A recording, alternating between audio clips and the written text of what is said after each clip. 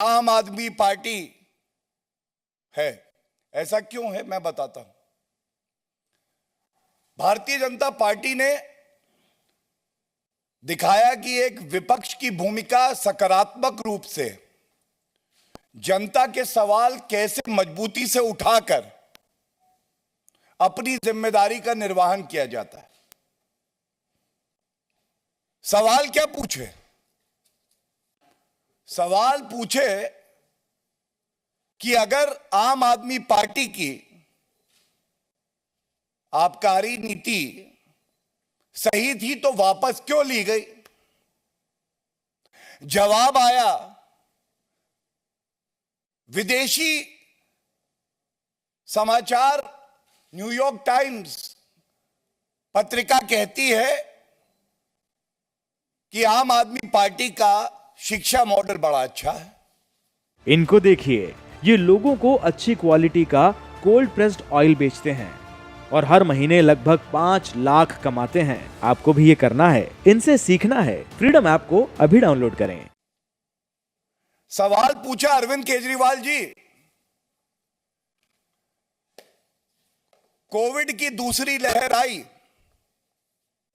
श्री नरेंद्र मोदी जी के नेतृत्व में भारतीय जनता पार्टी पूरे देश की जनता के साथ खड़ी हो गई,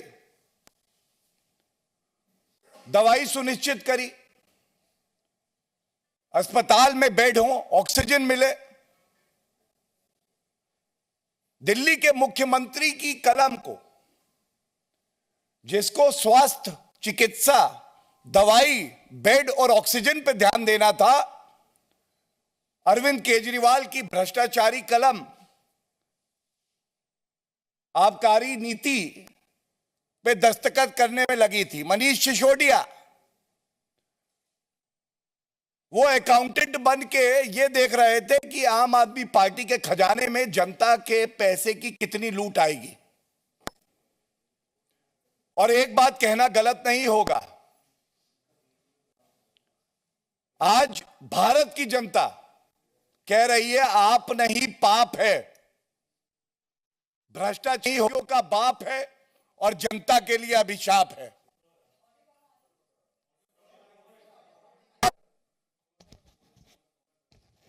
ऑडियो ठीक है? ये ऑन कर दी।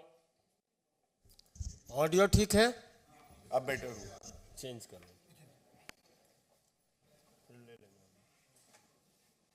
आपका ठीक होगा।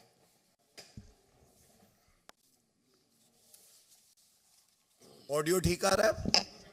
Thank you. कैमरा सेट होने तो कहां से शुरू करें? आप है परफेक्ट।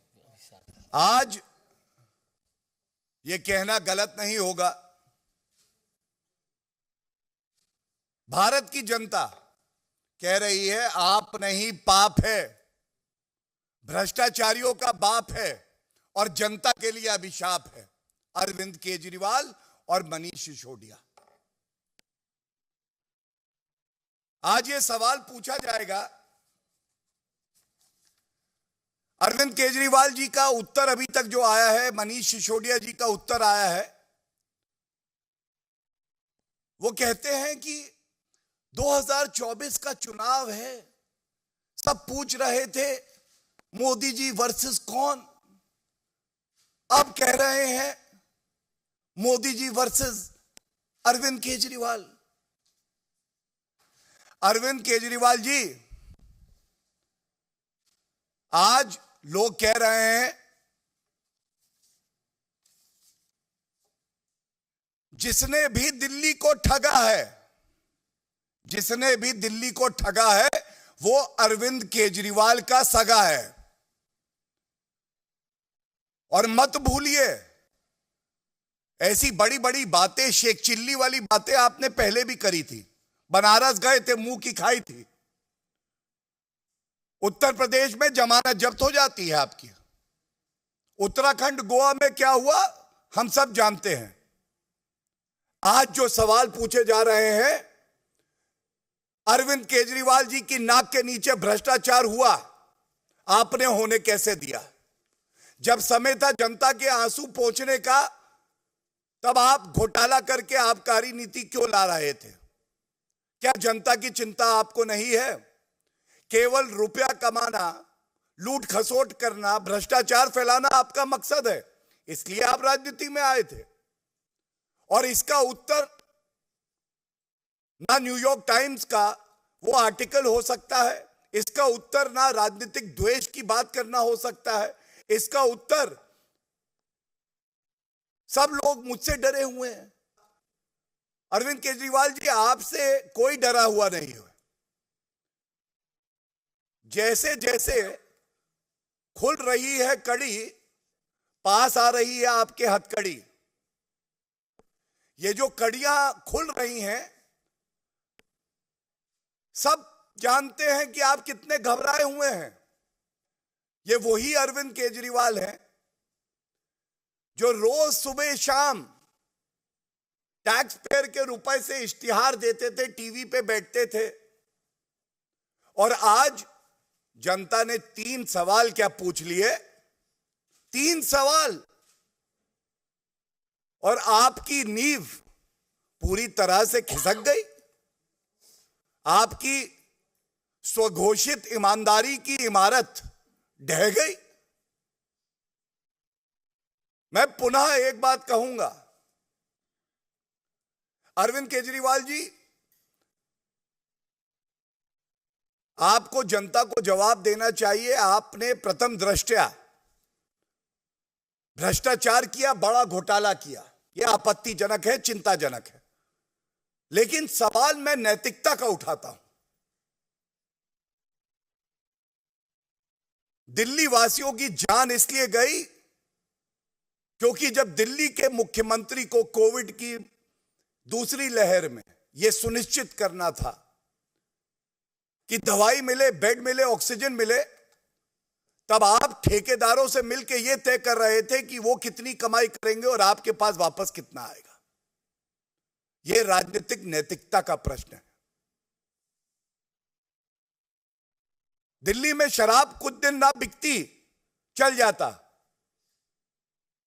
लेकिन आम आदमी को उसकी सांसें मिल जाती, यह जरूरी था, यह कर्तव्य था आपका। संविधान की शपथ इस बात की ली थी।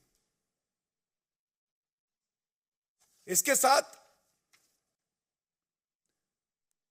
मैं देखता हूं बार बार प्रेस कॉन्फ्रेंस हो रही हैं, और बहुत दुख हुआ मैंने जब मनीष सिसोदिया जी की प्रेस कॉन्फ्रेंस देखी और उन्होंने कहा, भारतीय जनता पार्टी वाले कह रहे हैं हजारों करोड़ रुपए का घोटाला हुआ है, लेकिन एफआईआर कह रही है केवल 1 करोड़ का घोटाला है। आप इनकी नीयत और सोच देखिए। घोटाले का भी जस्टिफिकेशन यह है कि यह छोटा 1 करोड़ का घोटाला ही लिखा है। तो मैं 2 बातें मनीष सिसोदिया जी आपको मुफ्त की सलाह दे देता हूं। पहली बात, जो एफआईआर में लिखा गया है ना, यह कोई इंसाइक्लोपीडिया नहीं होता है। ये जो पूछताछ हो रही है, जो तथ्य सामने आ रहे हैं, हर भारतीय को यह यकीन है कि जांच एजेंसी अपना काम कर रही है और सत्य बाहर आएगा। और मैंने कहा ना, जैसे जैसे जुड़ेगी कड़ी, वैसे वैसे पास आएगी हथकड़ी।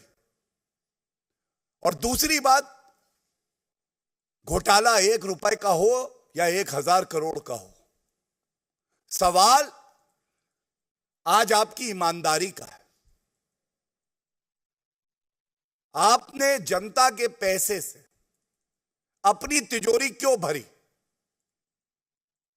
जब आप ये कहते हैं कि 1 करोड़ का केवल घोटाला लिखा है सीबीआई की एफआईआर में, तो आप कहीं ना कहीं ये कह रहे हैं घोटाला तो हुआ, लेकिन उतना बड़ा नहीं हुआ जितना भारतीय जनता पार्टी कह रही है। और राजनीति में ईमानदारी, विश्वसनीयता, यह आधारशिला है। जो रिश्ता एक नेता का जनता के साथ होता है, जिसका उदाहरण आदरणीय प्रधानमंत्री श्री नरेंद्र मोदी जी हैं। इनको देखिए, ये लोगों को अच्छी क्वालिटी का कोल्ड प्रेस्ड ऑयल बेचते हैं और हर महीने लगभग 5 लाख कमाते हैं। आपको भी ये करना है, इनसे सीखना है। फ्रीडम ऐप को अभी डाउनलोड करें।